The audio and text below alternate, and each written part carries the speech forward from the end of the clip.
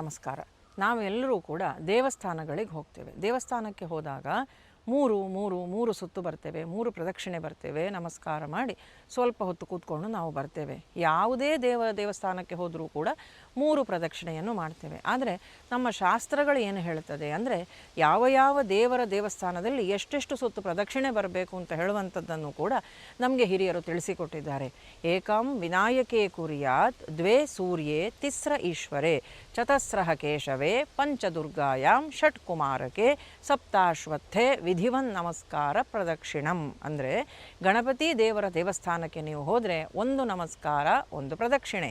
ಏಕಂ ವಿನಾಯಕೆ ಕುರ್ಯಾತ್ ಅಂದರೆ ಗಣಪತಿ ದೇವಸ್ಥಾನದಲ್ಲಿ 1 ಪ್ರದಕ್ಷಿಣೆ ನಮಸ್ಕಾರ ಸಾಕು. ಹಾಗೆಯೇ 2 ಸೂರ್ಯೇ, ಸೂರ್ಯನ ದೇವಸ್ಥಾನಕ್ಕೆ ನಾವು ಹೋದರೆ 2 ಪ್ರದಕ್ಷಿಣೆ ನಮಸ್ಕಾರಗಳು. ಹಾಗೆಯೇ 3 ಈಶ್ವರೇ ಅಂದರೆ ಈಶ್ವರನ ದೇವಸ್ಥಾನಕ್ಕೆ ನಾವು ಹೋದರೆ ಅಲ್ಲಿ 3 ಸುತ್ತು 3 ಪ್ರದಕ್ಷಿಣೆಗಳನ್ನು ನಾವು ತೆಗೆದುಕೊಳ್ಬೇಕು. ಹಾಗೆಯೇ ಮಹಾವಿಷ್ಣುವಿನ ದೇವಸ್ಥಾನಕ್ಕೆ ಹೋದರೆ 4 ಪ್ರದಕ್ಷಿಣೆಗಳನ್ನು ಬರಬೇಕು. ಪಂಚದುರ್ಗಾಯಾಮ್ ಅಂದರೆ ದುರ್ಗೆಯ ದೇವಸ್ಥಾನಕ್ಕೆ ಹೋದರೆ ಕಟೀಲಿಗೆ ಹೋಗುವ, ಪೊಳಲಿಗೆ ಹೋಗುವ, ಎಲ್ಲೇ ಇರಲಿ ದೇವಿಯ ದೇವಸ್ಥಾನಕ್ಕೆ ನಾವು ಹೋದರೆ 5 ಪ್ರದಕ್ಷಿಣೆಗಳನ್ನು ಬರಬೇಕು. 6 ಕುಮಾರಕೆ ಅಂದರೆ ಸುಬ್ರಹ್ಮಣ್ಯ ದೇವಸ್ಥಾನಕ್ಕೆ ಹೋದರೆ 6 ಸುತ್ತುಗಳನ್ನು ನಾವು ಹಾಕಬೇಕು, 6 ಪ್ರದಕ್ಷಿಣೆ.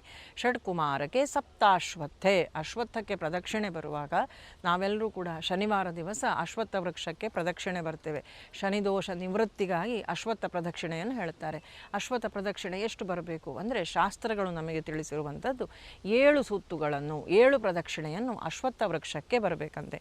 7 ಅಶ್ವತ್ಥೆ ವಿಧಿವನ್ ನಮಸ್ಕಾರ ಪ್ರದಕ್ಷಿಣಂ. ಈ ರೀತಿಯಾಗಿ ಶಾಸ್ತ್ರಗಳು ನಮಗೆ ತಿಳಿಸಿಕೊಡುತ್ತದೆ. ಈ ರೀತಿಯಾಗಿ ಈ ಮೇಲೆ ಹೇಳಿದಂತಹ ಶ್ಲೋಕದ ಪ್ರಕಾರ ಗಣಪತಿ ದೇವರ ದೇವಸ್ಥಾನದಲ್ಲಿ 1 ಸುತ್ತು ಪ್ರದಕ್ಷಿಣೆ, ಏಕಂ ವಿನಾಯಕೇ ಕುರ್ಯಾತ್ 1 ಪ್ರದಕ್ಷಿಣೆ ಬರಬೇಕು.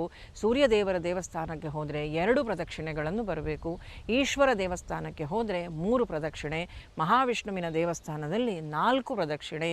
ಅದೇ ರೀತಿಯಾಗಿ ದುರ್ಗಾ ಪರಮೇಶ್ವರಿ ದೇವಿಯ ದೇವಸ್ಥಾನಕ್ಕೆ ಹೋದರೆ 5 ಪ್ರದಕ್ಷಿಣೆ, ಕುಮಾರ ದೇವರ ದೇವಸ್ಥಾನಕ್ಕೆ ಹೋದರೆ ಅಂದರೆ ಸುಬ್ರಹ್ಮಣ್ಯ ದೇವಸ್ಥಾನದಲ್ಲಿ 6 ಪ್ರದಕ್ಷಿಣೆ, ಅಶ್ವತ್ಥ ವೃಕ್ಷಕ್ಕೆ 7 ಪ್ರದಕ್ಷಿಣೆ. ಈ ರೀತಿಯಾಗಿ ನಾವು ಪ್ರದಕ್ಷಿಣೆ ನಮಸ್ಕಾರಗಳನ್ನು ಮಾಡಬೇಕು. ನಾವು ಪ್ರದಕ್ಷಿಣೆ ಮಾಡ್ತಾ ಇರುವಾಗ ಯಾವಾಗ ದೇವರ ಮುಂದೆ ನಾವು ಬರ್ತೇವೋ ಆಗ ಅಲ್ಲಿ ಒಮ್ಮೆ ನಮಿಸಿ ನಾವು ಮತ್ತೆ ಪ್ರದಕ್ಷಿಣೆಯನ್ನು ಮಾಡಬೇಕು. ಒಟ್ಟು ತಿರುಗುತ್ತಾ ಇರುವಂಥದ್ದಲ್ಲ. ಈ ರೀತಿಯಾಗಿ ಕೆಲವೊಂದು ಪದ್ಧತಿಗಳು ಉಂಟು, ಕೆಲವೊಂದು ರೀತಿ ನೀತಿ ನಿಯಮಗಳುಂಟು. ನಾವು ಈ ರೀತಿ ಪ್ರತಿದಿನ ಆಚರಿಸುವಂತಹ ಆಚರಣೆಗಳನ್ನೆಲ್ಲ ನಾವು ತಿಳ್ಕೊಂಡು ನಾವು ಆಚರಿಸುವುದರಿಂದ, ಯಾಕೆಂದರೆ ನಮಗೆ ಹಿರಿಯರೆಲ್ಲವನ್ನೂ ಹೇಳಿಕೊಟ್ಟು ಹೋಗಿದ್ದಾರೆ. ಯಾವುದನ್ನು ಕೂಡ ಹೇಳಿಕೊಡದೆ ಎಲ್ಲವನ್ನೂ ನಿಮ್ಮಿಷ್ಟ ಪ್ರಕಾರ ಮಾಡಿ ಅಂತ ಬಿಟ್ಟು ಹೋಗಲಿಲ್ಲ. ನಮ್ಮಲ್ಲೂ ಕೂಡ ಆಚರಣೆಗಳು, ವಿಧಿಗಳು, ವಿಧಾನಗಳು ಇದೇ ರೀತಿಯಾಗಿ ಮಾಡಿ ಅಂತ ಉಂಟು. ತಿಳ್ಕೊಂಡು ನಾವು ಆಚರಿಸುವಾಗ ನಾವು ಇನ್ನಷ್ಟು ಅಧಿಕ ಫಲಗಳನ್ನು ಇದರಿಂದ ಪಡ್ಕೊಳ್ಬೋದು. ಇನ್ನು ಮುಂದೆ ಆದರೂ ಈ ರೀತಿಯಾಗಿ ಪ್ರತಿಯೊಂದು ದೇವಸ್ಥಾನಕ್ಕೂ ಹೋದಾಗ ತಿಳ್ಕೊಂಡು ನಾವು ಪ್ರದಕ್ಷಿಣೆಗಳನ್ನು ಮಾಡುವ, ನಮಸ್ಕಾರಗಳನ್ನು ಮಾಡುವ. ಎಲ್ರಿಗೂ ಕೂಡ ಶುಭವಾಗಲಿ, ಮಂಗಳವಾಗಲಿ. ಕೃಷ್ಣ ಅರ್ಪಣಮಸ್ತು.